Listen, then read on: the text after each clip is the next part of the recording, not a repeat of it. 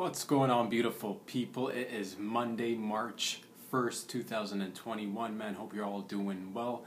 Hope you're all safe and sound wherever you are in and around this beautiful planet we call home, aka the little blue planet, man. Hope you're all safe and sound. Hope you guys had a wonderful weekend. I know I did, as per usual. A little bit of work, a little bit of fun, a little bit of relaxation, and now here for another Monday sesh, doing it hardcore all day, every day, dude. Again, if you like these videos, bad boys and bad gals, you can go ahead and find me on Instagram and on YouTube. And now you can support your boy on Patreon by clicking the link below my name on my Instagram page. Tweaking and making it better every day, boys and girls. A lot of things to cover today. Let's get a sip of coffee. Man, oh man, what do I want to... A lot of items. Again, no particular agenda. We're just going to keep a loosey-goosey flow through it and see how many things we can cover today. If we don't get to cover everything today, we'll be back here on Wednesday and Friday, and we have always got Saturday. So let's get into it, man. I mean, the things that I want to talk to you guys about. Had a little chit-chat. Was looking for a little bit of inspiration. I had to, look for one of my idols, and looked up Tony the Tiger, and when I found him, he was, he was just self-isolating. He was in his own bubble. Went up to him like, Tony, man, I need a little bit of advice. How did you deal with media? How did you deal with carving your own path? Because he's such a unique cat, right? And he was an animal. He's one of the first animal actors. And he's like, don't worry about it. You're doing great. I'm like, I think I'm doing all right. I'm trying my best here. But he's like, no, don't worry about it. You're doing great. I'm like, all right, Tony, if you say so, man, but can we get a little bit more in depth about how I'm doing great? And he's like, yeah, don't worry about it. He's like, take a look at my speech impediment. I made it, I made lemonades. I'm like, speech impediment? And he's like, yeah, dog, I can't say great. And I'm like, you can't say great? He's like, no, every time I want to say great, it comes out as great. And he made it work for himself. So that's what I'm saying, dude. Had a little chat with Tony, and it inspired me, dog. Don't let anything stand in your way is the moral of that story. Make lemonade, baby boys and girls. Make lemonade. Everything's great. I mean, if that dude could make it work with a speech impediment, I asked him about it. I'm like, how did it happen? He's like, man, one time we were just partying, going on a bender, dude. And he was, I think he was cruising in Southeast Asia, took a couple of trips back and forth from Thailand to Bangkok. And, things got a little dicey. Things got a little bit sketch. Ended up drinking some Red Bull, did some Coke probably, and, had a little bit of a seizure, but kept it on the DL because he was, he wanted to party in the Southeast Asian region and then get back to North America, take care of business. But all's well. I think everything worked out for Tony. I'm not saying do Coke. I've never done Coke, but, that's what he did. Went down there, partied a little bit, had some fun, came back. And that's Tony for you. Anyways, guys, moving forward. So many things to cover, man. I was spending a little bit of time with my lady on the weekend, and we were just talking and everything, just about first of all, I'm so appreciative of the people in my life, dude.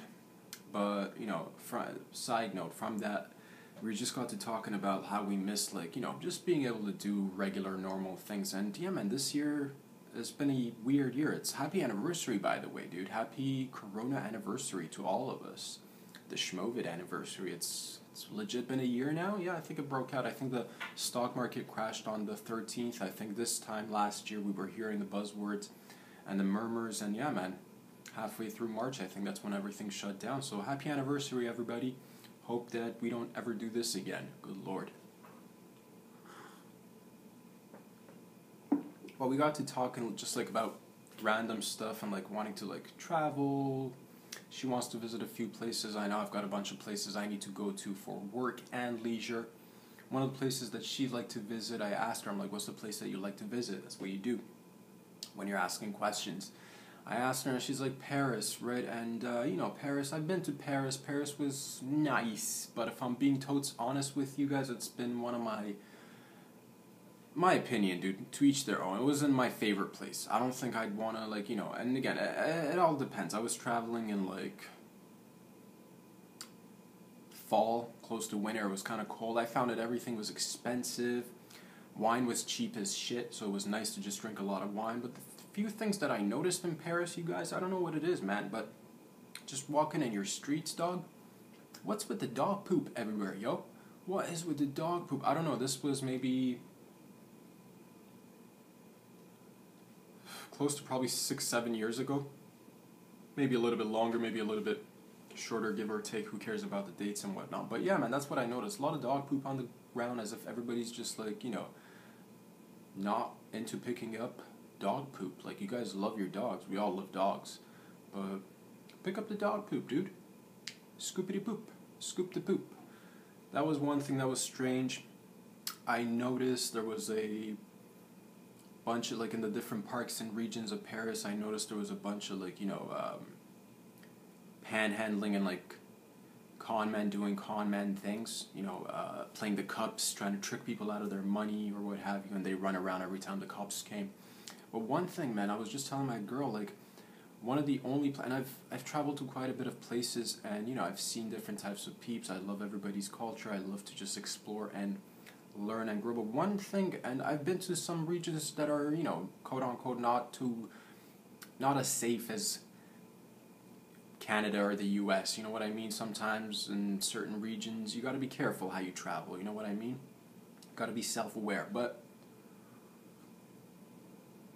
I've never had any issues, luckily. I've never had any trouble or anything. But one thing that did happen in Paris, which was odd, dude, at one point I was just like at a local ATM trying to get cash out of my bank, and I'm just doing I'm punching in the pin, right? I put my card in, I'm punching in the pin, and all of a sudden I see I'm out on the streets, right? This ATM machine's out on the streets. Just about to do my thing and receive my cash, and all of a sudden I see little tiny hands coming across to grab my hand and grab the cash. I was so put off, dude, and this all happened very quickly. I thought somebody's about to rob me, and I went for, like, I was about to do like a little backhand, like, slap, but I didn't want to do that in a foreign country. I'm a lover, not a fighter. So I did want to just, I grabbed onto my cash really hard, and I turn around, and all I see is like 3-4 little kids, dude, little kids. Pfft, maximum age I'd say is probably like 12, dude. Little hoodlums, little rugrats. They were trying to rob me, dude. I'm like, what are you trying to do, bruh?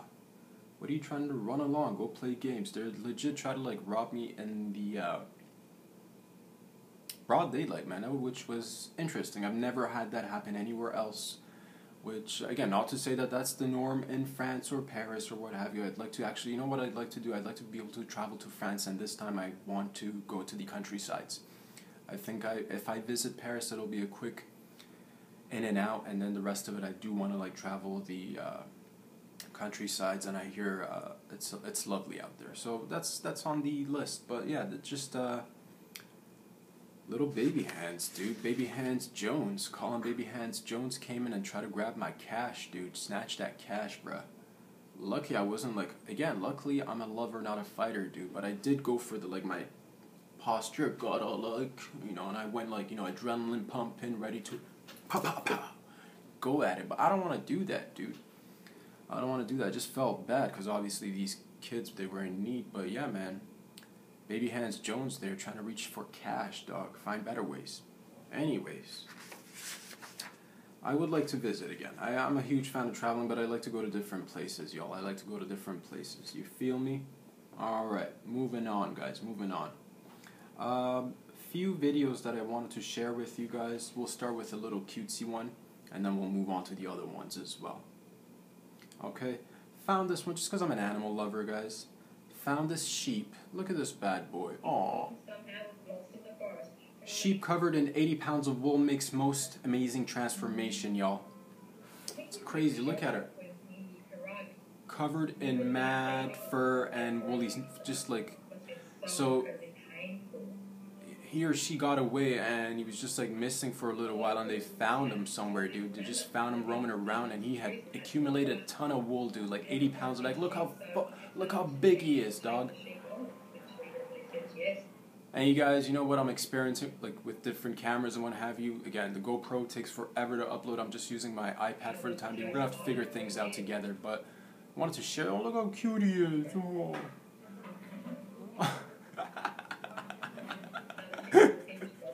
Dude, that's so funny, dude. I think that's gonna be me by next year if I just don't stop. If I don't shave or anything, that's gonna be me. poor little fellow, man. That's so cute. Anyways, let's fast forward. They shaved him and all that stuff. They did the shearing. Good. Like, dude, look at this. That's some mad shearing right there. Aw. Poor fellow was actually very happy to get that wool off his back. He was just like sitting still, very chill. I'm very appreciative of these things because I love animals. And look at him all. Gonna go make new friends now. Gave him a little coat. Look at him walking about. Aw, he's gonna make new friends now. He's gonna get, he's gonna go back to society. He's gonna do some rehab. Aw, and that's just beautiful, and it warmed my heart, and I hope it warms up your hearts too. But, man, it was, yeah, just want to share that with you guys, because I love animals, man, and I love people who dedicate themselves to, taking care of animals, rescuing animals, giving them prosthetics if they need any, because some of these animals, they find them, they don't have any parents, they're lost. Not the case for this guy. He was just like, he went out for a cruise, dude. He's like, I'm going for a walk in a pack of smokes. He got lost, dude. He didn't have his phone with him, no GPS. It's hard to be sheep these days. Man, oh man. What else did I want to talk to you guys about? I mean, so many things happening, you guys, and I'm trying to, stay as lighthearted as possible. Obviously, I want things to go back to somewhat of a normalcy, but not quite, right? There's a lot of things happening, man, and a lot of people are like, everybody's taking this time now to realize what they really want in life, what's really important. And from what I gather, from what I hear, from listening to everybody's different stories, different friends, different connections, and what have you, everybody's realizing that they are not quite 100% happy with the way things were back in the day. The hardcore grind, all the time, work. That rat race is getting to people, and it doesn't even matter what field you're in. I've, got acquaintances or friends, if you want to call them, dude, that are in maybe law enforcement. I got, my girl's, she's in the health industry, and she's having some issues. Just not with the field themselves, like the way we treat each other at work, the way we demand so much of each other at work. And it's like, have you ever had those moments where like everything's good for a week at workplace because like you're doing all your work, everything's going smooth, and everybody smiles, Kevin Durant trials, dude, but just everything's gooch, and then all of a sudden a little hiccup comes up, and all of a sudden you start seeing attitude from like a boss or a coworker, and it's just like, I don't know, man, what it is. It's like, I wish everybody would be a little bit more mindful with each other, a little bit less demanding. We're not robots, guys. Like, I'm just going to share a bit of a personal story with you guys. It's about my girl, and I feel like a lot of people can relate to this, man. I don't want to go into too much detail, it's her life and all that, but one point of it that is, I think, relevant and everybody can relate to is she had a little bit of, she had a fall. She had a minor little fall. Not a minor, dude. She had a fall. And she hit her head. She concussed herself. She had a concussion and had to call in sick for work and all that stuff. And it's just like, you know what it is, man, when people are when people are doing their best, when people are really good at their job and everything, it's just like, can we cut each other a little bit of slack for, you know what I mean? Like, that's the thing. And everybody, for them, and I remember those times. I don't even want to focus too much on that, but I remember those times when I was like working a corporate job, or I was in the office, and if I had to take a sick day, it felt so gross. It felt so like, I felt so uncomfortable having to ask for sick days, or what. Everybody's like, yeah, sure. You're just like, you know what I mean? And it's like, man, it sucks that we as adults, it's part of the whole schooling system. We grow up with it, right? We're brainwashed that if you miss a day of this, you go bring a sick note from the doctor, go get a sick note from this, go get a note from that. Like stuff with like mental health, and like that's the thing sometimes, and I feel like mental health needs a lot more consideration. Everybody's mental health, man. We can't just like, because especially with mental health concerns, these issues don't actually, like, they're not tangible, or they're not visible, right? It's not like you have a broken arm or like a broken leg where you can point to and be like, here's my broken arm, here's my broken leg, I can't come in. You know what I mean? But there's a lot of times, a lot of stress and a lot of pressure on all of us. And I just want, like, that's the thing, when things do open up gradually, that's the hope, right? I just hope that we don't go back to the same old, you know what I mean? I think this is the time to start asking questions, start making it, like, that's the thing, and we've been asking a ton of questions too. I think it's time to start to implement some changes, dog. The way we treat each other, the wages that we're making, there's definitely a huge disparity in that. And I was just like, it breaks my heart, because some people, we're lucky that some of us have jobs, some of us have a roof over our head, and whatever, we'll get through it. The punches keep coming, we'll keep ducking and taking them on the chin, and we'll keep going, no problem. But some people, unfortunately, there's situations where just certain things happen on top of another, and it accumulates for them, and they can't do anything, and sometimes they fall through the cracks, man. There's, right now, if I'm not mistaken, I forget the numbers, guys, it's in the high thousands, if I'm not mistaken, like 10,000 or something. I forget about the numbers, but a lot of homelessness going on right now. And this Toronto man, he took it upon himself to start making these little homes for people with donated parts and what have you. And I'm not saying. And here's the thing: we recently had a death occur in one of these homes. It's not this. I'm not quite sure if it's the same home that this man was constructing or another little tiny do-it-yourself shelter that people were just putting up, because there's a lot of homelessness right now. Not enough room in the shelters. And sometimes, even if there is room, unfortunately, these shelters, I don't know if you guys know or not, but they're sometimes not the safest or best environments for different people battling different mental health concerns. You know what I mean? If you've got a population that's, dealing with hardcore drug problems, maybe it's not a good idea to just cram them all in one space under one roof. That's what I mean, man. I think we should and this guy's being, he's being harassed by the city right now.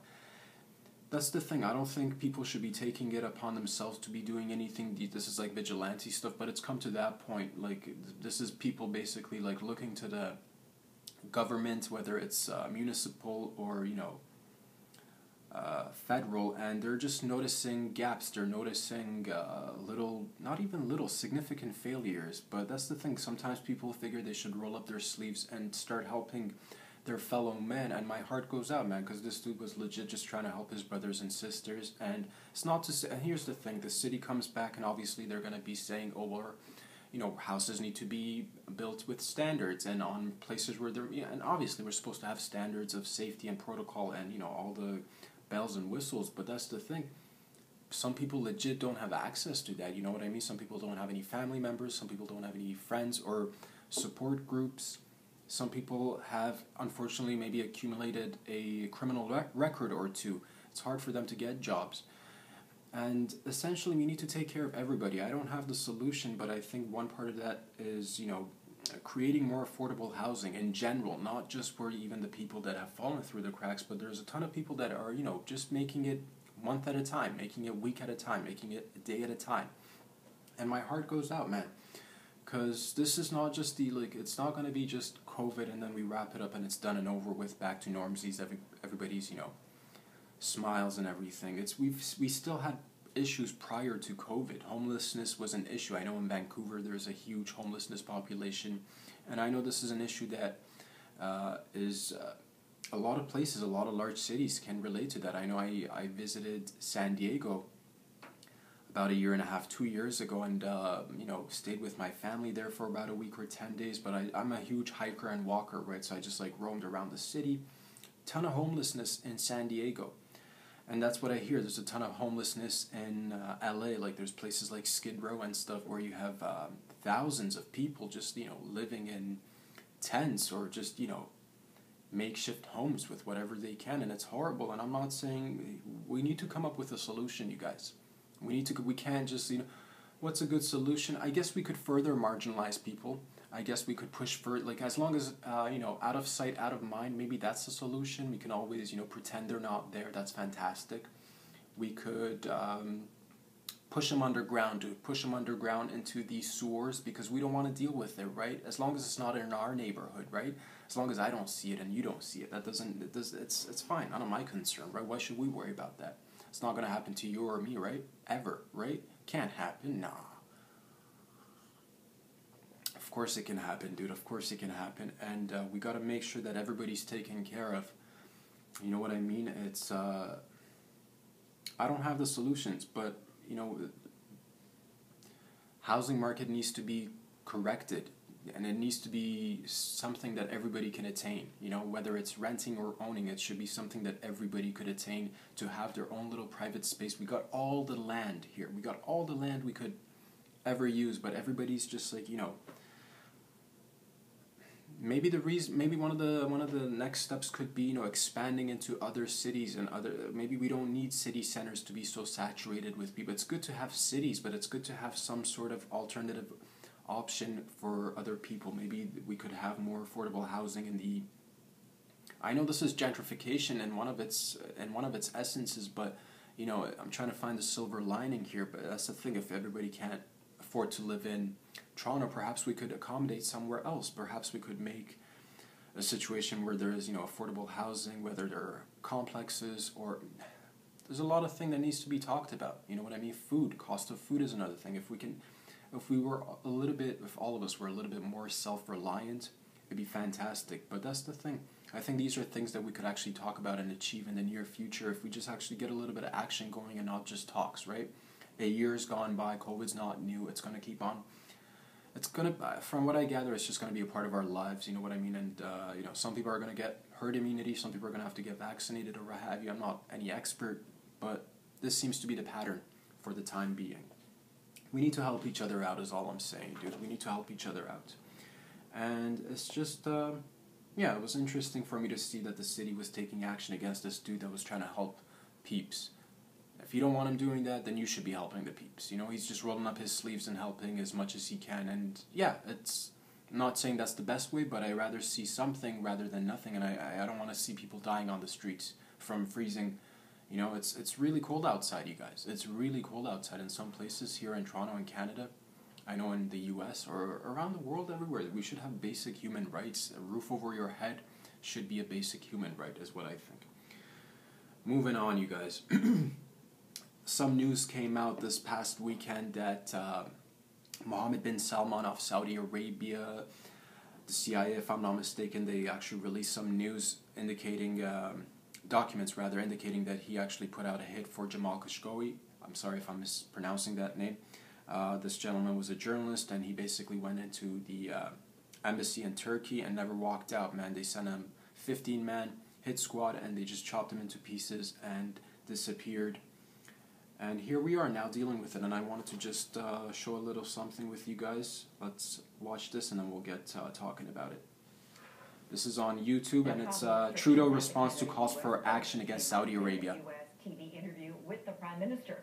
Justin Trudeau was asked by Chuck Todd, host of NBC's Meet the Press, what criteria is needed to reopen the border. Obviously, case counts, presence of variants, hospitalizations. Obviously, as vaccinations increase, we're all hoping for good news and to get through this. And that's not the only thorny issue that came up in the interview to be broadcast Sunday. The Prime Minister responds to renewed calls for action on the heels of a damning U.S. intelligence report on the murder of a Saudi journalist. CTV's Tom Walters has that story. A day after the U.S. publicly declared that Saudi Crown Prince Mohammed bin Salman is responsible for murder, the question is, what now? The case was not much of a mystery. In 2018, Washington Post journalist Jamal Khashoggi was last seen entering the Saudi embassy in Istanbul, where he was dismembered with a bone saw. This A is CIA report horrific, you released guys. yesterday concludes that bin Salman himself ordered the killing. Since then, the U.S. has placed visa restrictions on 76 Saudi officials, but bin Salman himself is not one of them. Today, President Biden said there is more to come. The announcement on Monday for what we're going to be doing with Saudi Arabia. Canada took action at the time. Back in I love this 2018, part. You froze arms sales to Saudi Arabia following the murder of Jamal Khashoggi. But in an interview for NBC's Meet the Press tomorrow, Prime Minister Trudeau did not mention that Canada's freeze actually thawed out last spring, or that his government is recommitted to a $14 billion sale of light armored vehicles. And he made no commitment to take any action now. I love this response. Saudi Arabia remains Hold on just a second. For the U.S., the question is how to punish an ally. Is Saudi Arabia an ally to Canada? No. I wouldn't. Horrible news, but that response, let's just watch that response one more time. Is Saudi Arabia an ally to Canada? No. I wouldn't. That's like... Yo, JT, that was hilarious, dude. I mean, this is horrible stuff that's going on, but Jesus Christ, dude. It's like, are we allies with Saudi Arabia? Define ally, dude. It's like you find out you're in a horrible relationship, or like, get into a relationship, you find out your partner's in the mafia, you're like, are we really friends? Are we really allies? Define ally. What's an ally? I mean, sure, sold a bunch of weapons, sold a bunch of tanks. I mean, what's an ally, dude? Good Lord. I mean, this is our politics, you guys. You know, weapons deals, arms deals going on all the time. This was going on before even, like, the murder and everything. But that's the thing, like, there's so many things to pick at, and, like, why are we... I have such a huge issue with weapons manufacturing companies. I totally understand that there needs to be... I think if there is weapons, it needs to be used for humanity, not just by countries against other countries. It makes no sense. Like, it's horrible, and this is just one example of it, right? We do business with corrupt people, we do business with murderers, and, you know, now we're caught up in a marriage or a relationship with these guys, and, like, yeah, everybody's looking at us, guys. I know, like, there are people looking from the inside, there's people looking from the outside, and that's the beauty of today's, you know, the silver lining is at least we know what the hell's going on. You know, we can't deny anymore, we can't pretend like nothing's going on, you know what I mean? So, like, what's gonna happen? Is this dude just gonna... So if he ordered the hit, like, is he not a murderer now? How does this work in courts and just, like, in... My common sense says if you put a hit on somebody, you're the murderer, dude. You know what I mean? I mean, what about Charles Manson? He didn't even kill... Like, that's the same sitch, right? Delegation. Like, you know, delegating your killings to other people. Like, he didn't technically even touch anybody. We locked him up, and... you know what I mean? So this goes to show hypocrisy on the world stage, for the global elites, the multi-billionaires. You know, we hear numbers all the time. Oh, world's richest person, Bezos or Elon or this or that, and we don't even trust, guys. Like, trust. There's a lot of filthy rich people in the Middle East, in places like Saudi Arabia, and places like Iran, and places like Dubai, doing all sorts of sketchy stuff all the time. This is not to do with the people of these places. The peeps are nice, but places like this, there are a lot of powerful people abusing their power, legit killing people, murdering people, raping people, beheading people, making people disappear, and we're doing business with them right now. We've consistently been doing business with them, with all the sanctions, with this, that, and the other, and it's the same situation with Iran. It's the same situation with other nations who, you know, do sketchy things, who the governments of these nations, they conduct sketchy business, they do acts of terrorism, and we're involved with these acts. It's no longer, we can't even point to one country and be like, yeah, these guys are sponsoring terrorism. We're sponsoring terrorism right now. You know what I mean? This is, it's sketchy stuff, and it's stuff that needs to be like, how long more are we gonna play this game, this large charade, and, like, you know, pitting people against each other because of ideologies, race, gender, religion, blah, blah, like all these things that the 1%ers use. And at the end of it all, I think humanity has got so much more in common. Us humans have so much more in common than we do, than we have, like, differences. I think most of it is just, like, you know, a little bit of it is language barrier, a little bit of it is not wanting to get to know the other dude. And I don't know what the answer is. I just want more accountability. I just want more truthful and more honest politics, with less lobbying, with no lobbying for that matter, and less dirty tricks, guys. Like, what the hell is this? You know what I mean? And you expect us to go and vote every time, and it's like, what am I voting for? Who am I voting for? You know what am I like? None of it makes sense. So the politicians globally need to really check themselves, because the people are I don't know what you want to call it. People are becoming aware. People are becoming aware, and it's we can't ignore these things, guys. We cannot ignore these things. Whatever, dude. It is what it is, and I'm here to just talk about everything that's on my mind, and this is a portion of it, because if we go back to normal, what are we going back to, you guys? What's normal? You know what I mean? I'll end this video with a funny, again, kind of sad story, but this is what happens. Hold on a sec. So in South India, if I'm not mistaken, bunch of dudes got these cocks, dude. They got these cocks, these roosters, right? And they gave them knives and blades. They're like, let's make some cockfighting and let's make some dough, bro. They equipped one of the cocks, or a bunch of the cocks, or roosters, if you will, with a knife or a blade. And I don't know what this is, dude. Maybe it's karma, maybe it's a little bit of dharma and karma together, dude. One of the roosters that was equipped with a knife and a blade chopped off the owner's ding-a-ling, dude. And he's dead. He did. And let's watch a little bit. Channel. General bites now.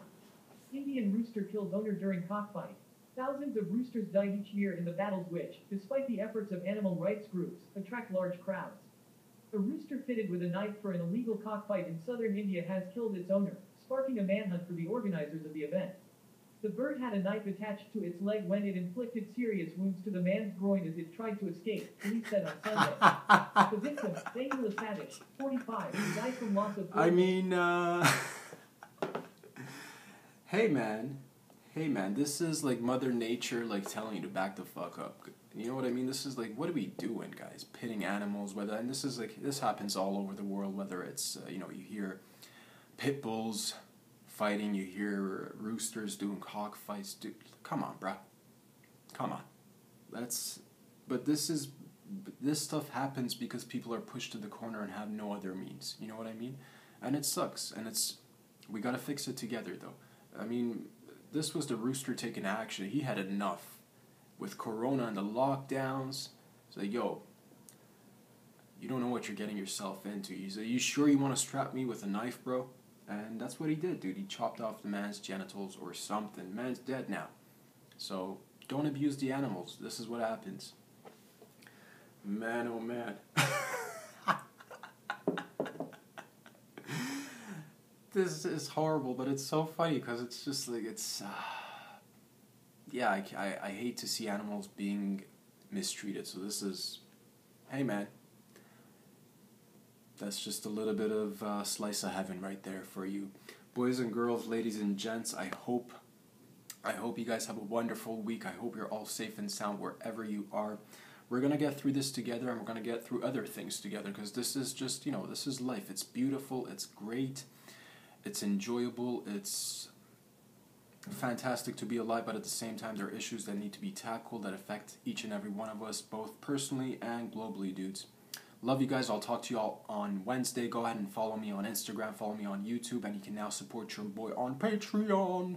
Do it up, boys and gals. Spread the word. Talk to your mommy, talk to your daddy, talk to your sister and brother, your aunt, your uncle, and your friends. Pass it around like hotcakes, bro. Love you guys. Talk to you all very soon. Peace out.